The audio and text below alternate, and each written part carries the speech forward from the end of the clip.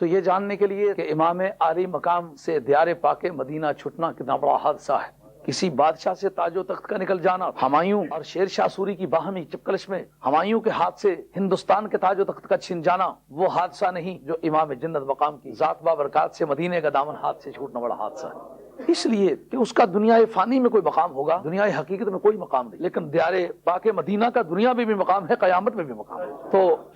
یہ جاننے کے لیے کہ حضرت امام عالی مقام سے کہ وہاں سے رخصت ہوتے وقت جناب سیدہ کے مزار پہ کیا بیتی ہوگی، یہ اردو کی چھوٹی موٹی کتابوں میں، عربی کی چھوٹی موٹی کتابوں میں ہے، اور لوگ اس کو مبالغہ سمجھتے ہیں کہ حضرت امام عالی مقام اپنی والدہ ماجدہ کی بارگاہ میں جب حاضر ہوئے تو جو آپ کی طبیعت کی کیفیت تھی یا قبر پر جو حالات تھے اس کو لوگ آج کے حالات میں مبالغہ سمجھتے ہیں، مگر میں آج آپ کو قرآن و سنت کے کانٹے پہ اسے پرکھ کے دیتا ہوں کہ کیا یہ واقعات کی دنیا میں مذہبی طور پر وجود رکھتے نہیں رکھتے۔ امام نووی کی ریاض الصالحین کتاب الوفا حدیث مرفوع ہے، اور سیاستہ کی کتابوں میں یہ حدیث موجود ہے کہ حضرت سید عالم علیہ الصلوۃ والسلام کی بارگاہ میں دیار پاک مدینہ میں حضرت سیدہ خدیجہ الکبریٰ رضی اللہ تعالیٰ عنہ کی سہیلیاں گائے گائے حاضر ہوتی تو سرکار موسم کے لحاظ سے ان کی تواضع کرتے۔ پوچھا گیا یا رسول اللہ آپ ایسا کیوں کرتے؟ جناب سیدہ عائشہ پوچھنے والی ہیں، اور یہ خود میں نے پڑھائی ہوئی حدیث ہے، کوئی سنی سنائی ہوئی بات نہیں۔ مرنا ہے، اللہ کی بارگاہ میں حاضری کا وقت قریب ہے، اس کی بارگاہ میں جواب دہ ہونا ہے، اپنی آنکھوں سے جو دیکھ کے پڑھایا ہے وہ عرض کر رہا ہوں۔ سرکار سے جناب سیدہ عائشہ پوچھتی ہیں یا رسول اللہ آپ ان خواتین کے ساتھ بہت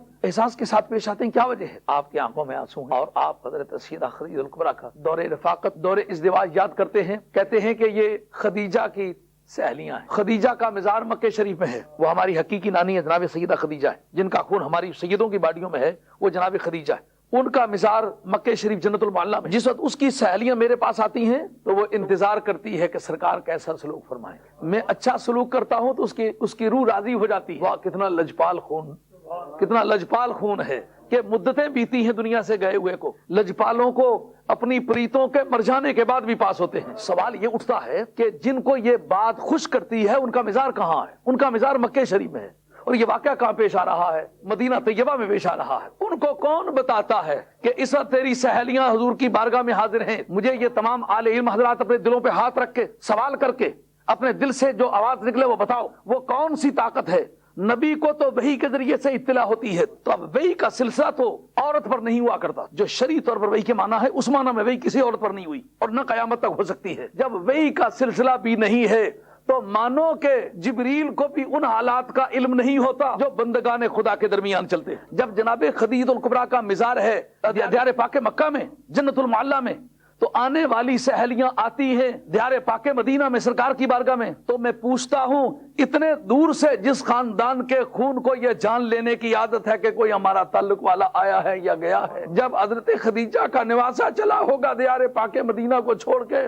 تو جناب سیدہ ہی نے ممکن ہے کھینچا بیٹے مجھ سے بھی مل کے ہی جاؤ، وگرنہ کربلا کی ڈائریکشن کہاں پڑتی ہے؟ مکے کا کیا تعلق بنتا ہے؟ معلوم ہوتا ایسا لگتا ہے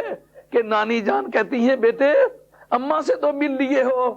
فاطمہ کی قبر کے ساتھ تو گلے لگ کے ملے ہو، تو میں تیری نانی لگتی ہوں، مجھ سے بھی ملے بغیر نہ جائیے، یہ تیری آخری ملاقات ہوگی۔ تو جب جانے والوں کو یہ اطلاع ہے کہ کون کہاں گیا ہے، کون کہاں سے آیا ہے، تو میں پوچھتا ہوں جب جناب خدیجہ کی ذات بابرکات کی محبت اتنی گرم جوش ہے اپنی سہیلیوں کے بارے میں، تو جناب سیدہ جنت بقیع شریف میں امام جنت مقام حاضر ہوئے ہوں گے، تو جس کی نانی کو 450 میل کی دوری سے اپنی سہیلیوں کی تواضع کا پاس کرنے کی عادت ہے،